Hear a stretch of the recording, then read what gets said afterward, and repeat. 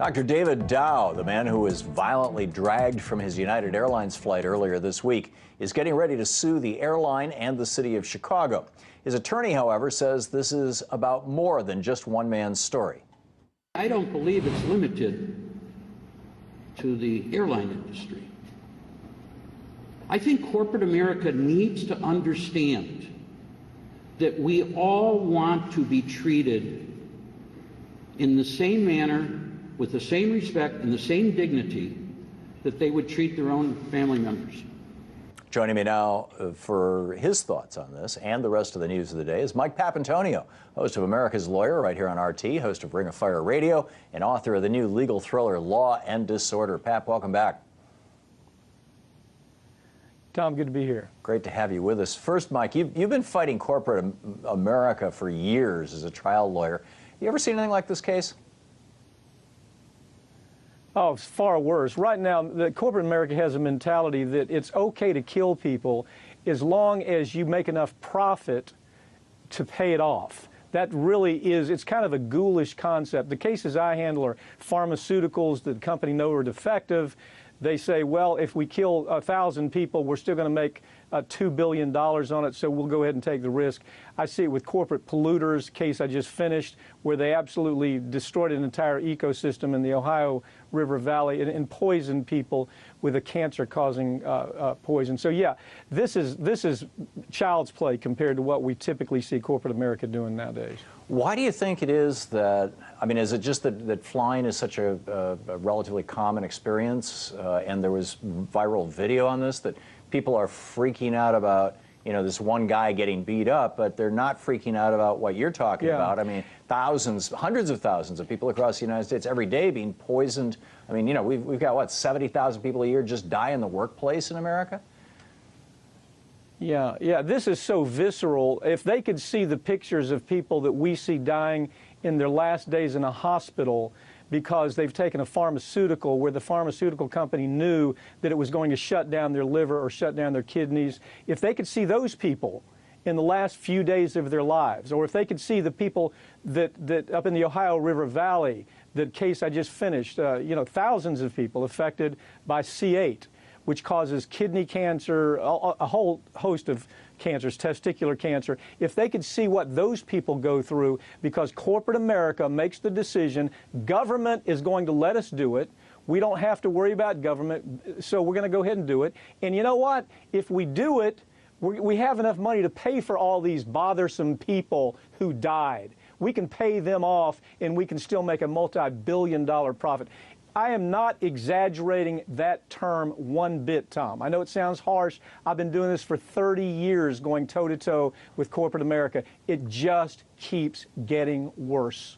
This was nothing. But why does America focus on it? Because it's visceral. You know, they see this poor guy being dragged off the airplane. It's nothing. Nothing compared to the agony that corporate America causes American citizens every day in this country. Yeah. And people are blind to it. If it's not them, they don't care. Yeah, I get it. And when do you think that the corporate culture in this country changed, or has it always been this way? Just this raw, you know, hey, we got to make as much money for the stockholders, as much money for the CEO and senior management, who, you know, as a result of changes in compensation laws during the Reagan administration, are, you know, among the stockholders. And to hell with the institution of the company, to hell with the local community, to hell with the employees, to hell with the customers. It's just all about, you know, the bottom line here. When did that happen?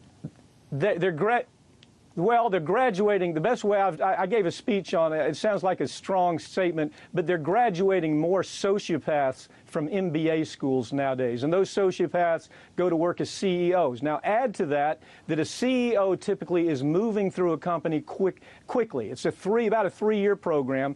Used to be a CEO would stay with a company for 20 years, but now it's quick profits, big risk, hell with everybody else. If we kill somebody in the process, as long as I can report that I made a half of a penny more in this 10K, that life is good.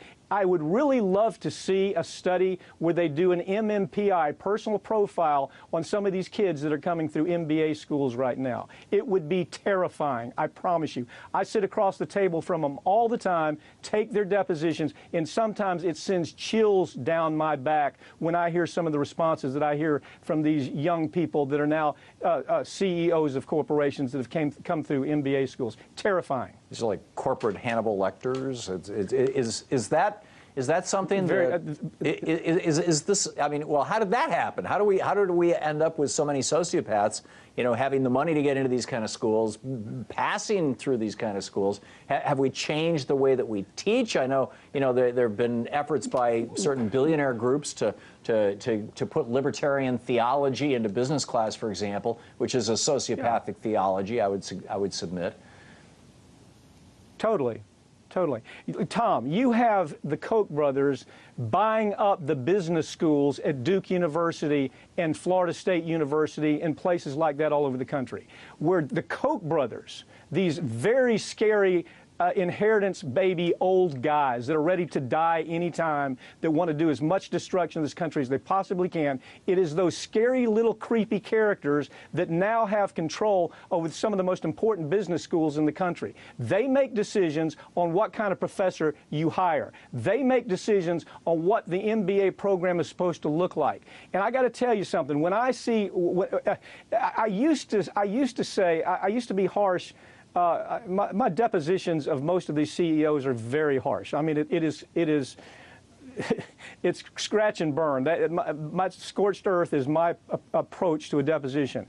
And when I compare what I used to see 20 years ago to what I'm seeing right now, where you look across the table and they really don't care that they killed somebody's mother. They really don't care that they've wiped out an entire family. You realize I handled a case one time, Tom, where Bayer Corporation infected a factor VIII, which is a blood coagulant. It would help hemophiliacs coagulate, where they could coagulate the blood. Okay, so they knew the product was infected with HIV, right? They sold this product to people all over the country. Entire families were wiped out with HIV. And then when they were caught, they took it off the market in America and sold it all over the world, South America and Asia. And you want to hear the real zinger? Nobody went to jail in America. Not one of the people who made the decision went to jail. Now, can you imagine that deposition? How frightening, how it was the creepiest experience I think I've ever had, where I'm trying to talk to these people and have them understand it's not okay to kill people. We realize you have to make a profit, but it's not okay to kill people. And you know what? I felt like I was bouncing back and forth with a true sociopath. Yeah. And that is, unfortunately, unless you can sit there and see this. Yeah. Yeah, unless you're in the courtroom, unless you're in the deposition and you're seeing what I'm seeing firsthand, you would understand why I'm so upset about what's happening with corporate America right now. And we don't have a government that has even the close ability to do anything about it. Most of them go to work for these corporations after they leave whatever they're doing. They go from making $150,000 to $400,000. Dig deeper into what you're talking about here. Your program, America's Lawyer, really gets into this stuff and does a great job of it. I'd like to